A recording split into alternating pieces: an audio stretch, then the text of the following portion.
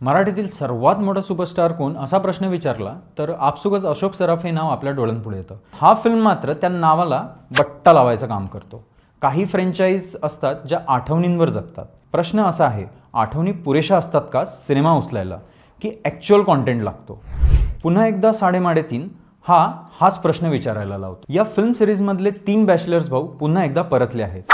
आम्ही 3 भाऊ एकत्र आलो ना तर एका तासात अख्खी गाडी खोलतो आणि पुन्हा जोडतो. दोघांनाही मीच ट्रेन केलंय. दादाला पण तू ट्रेन केलंयस. बघा हा पण सांगतोय. बस.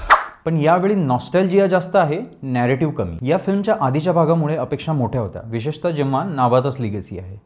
स्टार पॉवर जबरदस्त आहे. अशोक सराफ, मकरंद अनासपुरे, भरत जाधव. प्रश्न होता, ही तिगडी पुन्हा जादू निर्माण करेल का की फक्त जुन्या आठवणींवर स्वार होईल? मला काय घाबरवतोस रे? अंकुश चौधरी ॲक्टर म्हणून मोठं नाव आहे, पण डायरेक्टर म्हणून ठसा उमटवण्यात तो सपशेल अपयशी ठरला आहे. जर तुम्ही नॉस्टॅल्जिया आणि कलाकारांच्या केमिस्ट्रीसाठी फिल्म बघायला जात असाल तर कदाचित एन्जॉय कराल, पण स्ट्रॉंग नॅरेटिव्ह अपेक्षित असेल तर निराश होऊन परत. फिल्म पाहून झाल्यावर मात्र एक प्रश्न सतत मनात राहतो, तो म्हणजे आणखी किती दिवस आपण नॉस्टॅल्जियाची भाकळगाई पिळत राहणार आहोत? तर तुमच्यामध्ये हा ट्रायो पुन्हा जादू करू शकेल का की फ्रँचाईजला आता विश्रांती हवी आहे? हे तुम्ही कमेंटमध्ये सांगा.